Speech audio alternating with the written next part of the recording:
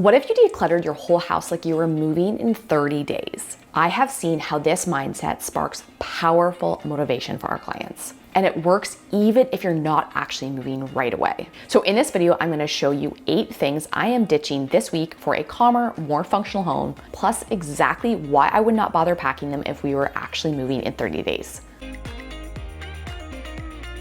When potential new clients are giving us a tour of their houses, almost every single time they'll be showing me around, they'll show me this room and that room, and then they'll point to a miscellaneous pile on the floor and they'll say, oh, those are the items I have decluttered, but that haven't left the house yet. And honestly, if I was giving a stranger a tour of our house, I would have the exact same pile. I call ours our donation station, and it lives in a little cubby in our basement. But whether it is a cubby or just a box or bag of stuff, same idea. I love having this designated spot for outgoing items, but what I love even more is getting them out. This week, I went ahead and pulled everything out of our donation station, boxed it up, bagged it up, sorted it, and put it in the car and dropped it directly off at the thrift shop. This is the first thing I'm tackling this week, which I'm calling stuff we've already decluttered. These are items where we've already done the hard part. The decisions are made. Now it's just about the follow through. They are perfect, easy wins when you are preparing your house to move. Because obviously we are not gonna pack up items we've already decided we're getting rid of. I had a recent comment in one of my videos saying that an item hasn't officially been decluttered if it hasn't left the house yet. And I sort of agree, but how do we motivate ourselves to actually pull the trigger and get it out? My advice is to create a physical limit around your donation station, even if it's just a single box or a certain number of bags, because then once it's full, it's this cue to our brain that, okay, it's time to pack it up and drop it off. Having this clear, defined space, it turns this area from a clutter zone to almost a clearing station.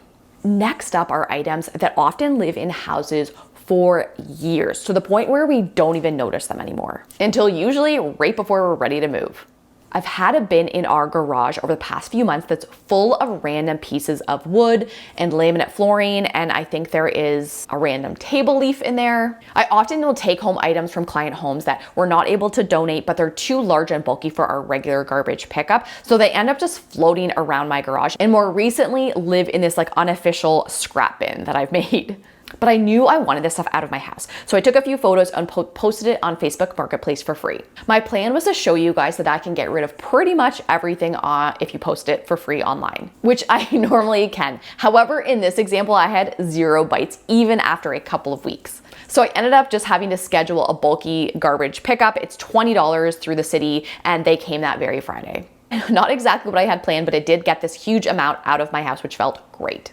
I'm calling this category construction clutter. And after 3 years working with clients, it is so common. If you have any old supplies or materials from an old renovation or repairs that you've done or any updates, and you know that you no longer need them, it is time to let them go. Sometimes it's stuff you can sell, sometimes it's donations, and sometimes like this situation, it's just trash. Other than this terrible example that I showed you today, I have got rid of almost everything by posting free online. I have brought home like piles of old tiles that are all mismatched, and I have posted them and have them picked up within hours. Wood that is burnable is very popular. We have multiple people in our area that will come pick up your scrap metal. And unless you have a specific use for them in your new place, they definitely are not worth moving. The next thing I decluttered, I think almost every single person can relate to. My husband came home from a work conference earlier this month with an arm full of free swag. There were a couple of bags, including this cooler bag that actually looks like it's like for delivering pizza or something. I don't get it. A lanyard. I have got rid of more of these for clients than I can even keep track of. A cloth for cleaning like screens. I think this is a wireless charger of some sort. We did end up keeping 3 things. There was a hat for Leo, a t-shirt Scott wanted, and this barbecue sauce that actually looks really delicious. But because we followed the 1 in, 1 out rule, we took 3 minutes and found 1 hat and 2 t-shirts that I know Scott did not care about keeping and that we were able to let go of. Oh, and this little spoon fork thing from the barbecue sauce, that's also getting out of here. Freebies are number 3 on my list of things I am getting rid of this week. If you watched my video where I tracked everything that came into our house for 30 days, you saw that 1/3 of the items for an entire month was items that we somehow got for free. As someone who loves getting stuff for free, I have a mindset that I use so that I don't end up with an entire room full of free stuff that I never actually use. The only way I allow myself to keep something is if I have thought to myself sometime in the last year, oh, I wish I had one of those. So no, I haven't wished for a bag that made it look like I was delivering pizza, so I know that I can easily let that go. And if I haven't thought about it before I'm moving, there is almost zero chance I'm gonna need it after I move. Next up is item number 4, which also sort of relates to building materials. We were working on a basement for a client project a few weeks ago and we came across dynamite. In the moment, I honestly didn't think much of it. I have become so numb to things I declutter. We could declutter an actual tiara that like Princess Diana wore and I probably forget about it by the end of the day. Anyway, I brought home these flares and then all of a sudden a couple of days ago, I'm like, I gotta get rid of these. So I asked Scott what he thought. He's like, oh my gosh, Marian, you cannot put these in the regular garbage. So I packed up my car and headed for hazardous waste. Since I was already going, I also packed up all of the hazardous waste we already had in our garage. Old batteries, old cell phones, old cords, half a can of hairspray, stuff that our normal garbage pickup just won't pick up. When I got there, they actually wouldn't accept the flares. They sent me to the police station, who also wouldn't accept them, and they sent me to the fire department. So if you have any old dynamite laying around, I suggest trying your fire department. But flares or no flares, number 4 of my list of items I'm getting rid of this week is hazardous waste. These are items we often ignore because usually they're kind of gross and dirty. However, when you're about to move, they pretty much have to go before you pass the house to the new owners or back to your landlord. If you ever find that this hazardous waste of yours ends up sort of like nowhere, but also everywhere, you probably just need a better system. I always suggest having a permanent home for them, just like your donation station. It's so common for like dead batteries to end up in 3 different drawers and the old dead light bulbs to end up under your bathroom sink and old paint to end up in the laundry room. But having it all in one spot makes it so much easier so you know what you have. And again, it's that signal to the brain when you see that area is full, it is time to get rid of this stuff. We use a single clear bin in our house. I think it's like around maybe 16 liters. And I know that as soon as I see it's full, okay, bam, I write a drop off in my agenda for that week and I know it has to be done. If you have lived in your house for over 10 years or own anything that's over, 15, 20 years old, then you might have one of the following items. Last year, we were doing an estate project for a client, which included a lot of furniture and a ton of the items took so much longer to get rid of. Because even though they were in great condition, the style and function was just no longer in demand. Specifically, this is a lot of large old TV stands or TV units and china cabinets. The supply is just so high for this stuff right now because so many homes are being downsized and decluttered, and the demand for that style is just no longer there. Our local Habitat for Humanity refused to take so many of these items because they simply don't have the room to store them for like the many months it would take for them to actually sell them. This came up again last month when we had a client that was getting rid of a CD tower. It was in perfect condition, but the thrift shop just couldn't take it because they just simply didn't have the room. Luckily with this item, I posted it for free on Marketplace and was picked up that same day. I call this category outdated furniture, and it is number 5 on my list of things I'm getting rid of this week. If you have items like this, but you're not sure where to start, this might be a good time to try a new strategy. So many areas now have a buy nothing group on Facebook. In our small city, we actually, I think, have 2 groups for different ends of town. It is such a great resource and I've got rid of so many things on there. If you have outdated furniture that you're not even using now, there's a good chance you're not gonna want it in your next house. I could give you about 100 examples of my next category, which can be so powerful when you're prepping your home for sale, or at least imagining you are.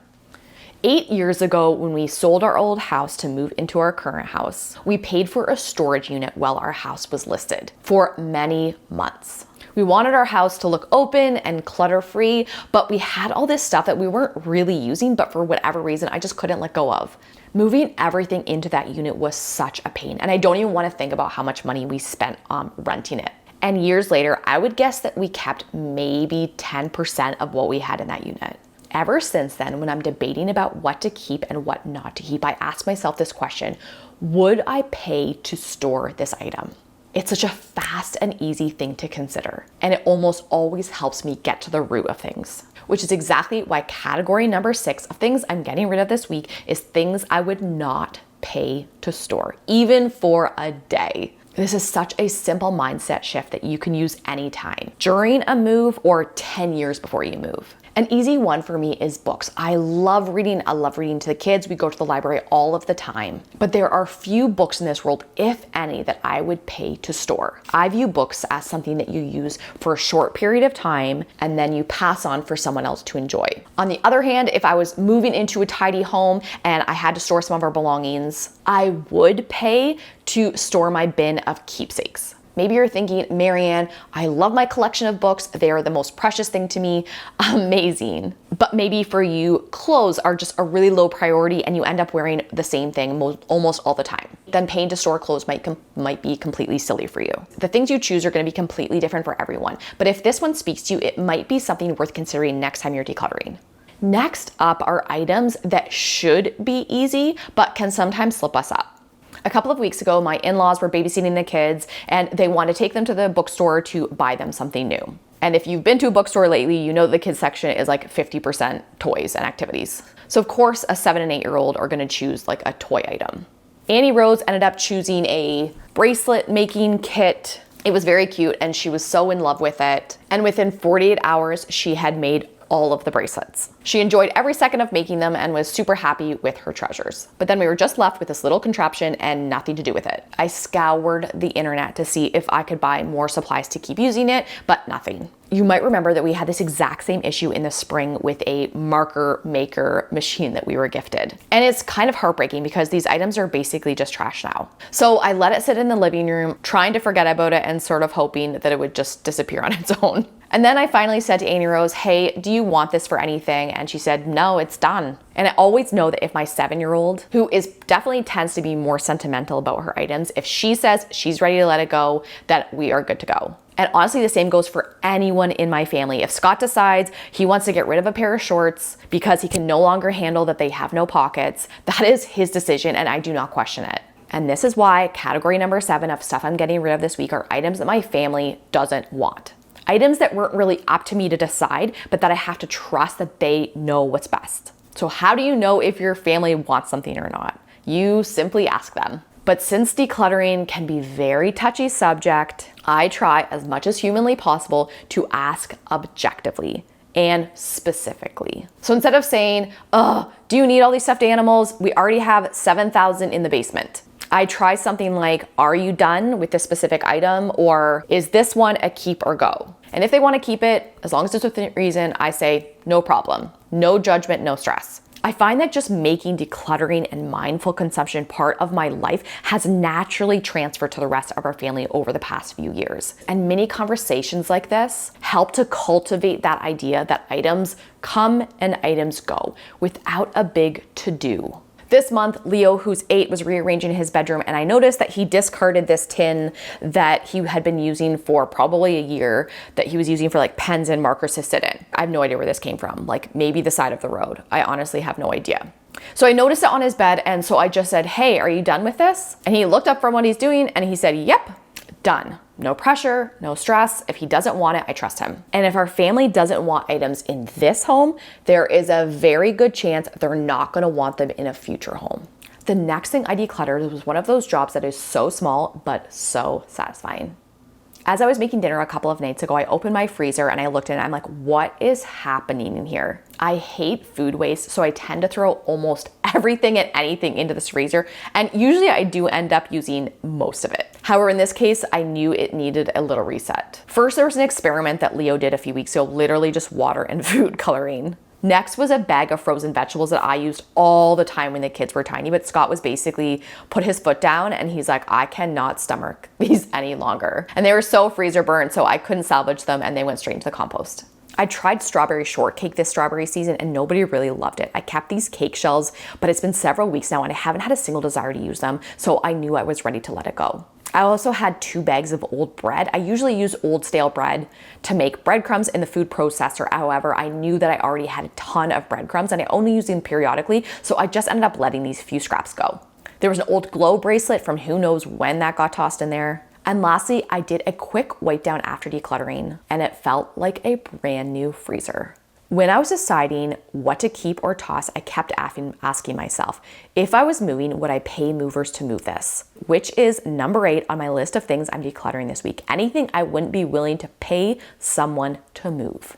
I had a consultation recently with a client who was moving abroad, and they are limited to a certain amount of weight of items that they can take with them. And ever since I've had that in the back of my mind. Like, if I could say keep 1,000 pounds of belongings, what would make the cut? Decluttering the freezer is sort of a specific example, but I think this could be a powerful question in so many areas of our homes. Clothing, furniture, books, old CDs, old records, old DVDs, board games, kitchen appliances. If we aren't willing to pay to move them, do we really love them? Do we really need them? Our family is not planning on moving anytime soon. However, I also know that life rarely works out the way we plan. So living in a space that I know we could move even in a short period of time, if that was necessary, brings me so much peace. And in the meantime, having this clutter-free and simplified home makes pretty much every aspect of our life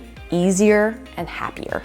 If you're looking for more decluttering inspiration, I recently tracked everything that came into our house for 30 days and made a video sharing what I kept and what I got rid of. You can see that one right here. Thanks for watching, guys, and I will see you next time.